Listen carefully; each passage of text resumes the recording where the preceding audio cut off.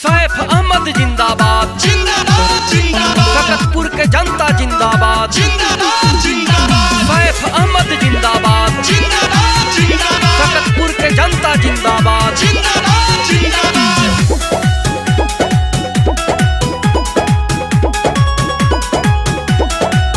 जनता सकतपुर के अब की मांगता सैफ के। जनता सकतपुर के अब की मांगता सैफ के। छुए नहीं पाई 26 में प्रधानी के रेस में। जनता सकतपुर के अब की मांगता सैफ के। जनता सकतपुर के अब की मांगता सैफ के।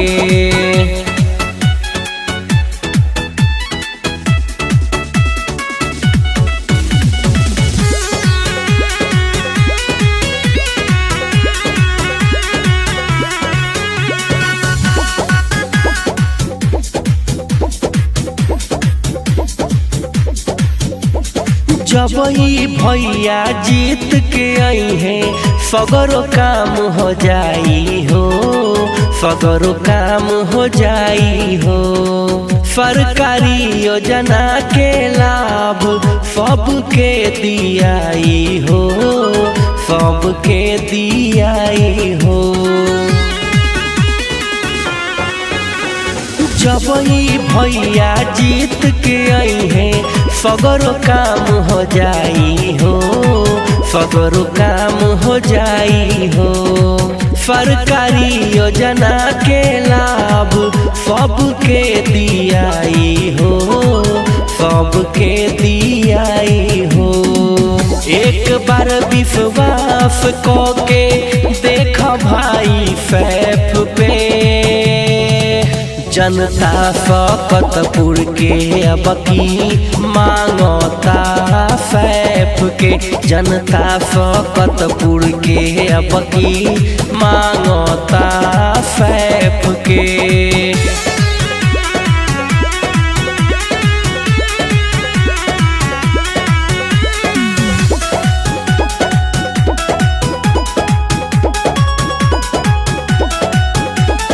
अपने पंचायत में चारों तरफ विकास होई हो।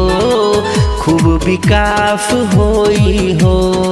जवन काम न भइल अब तक पूरा आस होई हो। पूरा आस होई हो। अपने पंचायत में चारों तरफ विकास होई हो। खूब विकास होई हो। जवन काम न भइल अब तक पूरा आस होई हो। पूरा आस होई हो। अब की इनके जितावे के बा काम न रही शेष हो। जनता सकतपुर के अब की मांगता सैफ के। जनता सकतपुर के अब की मांगता सैफ के।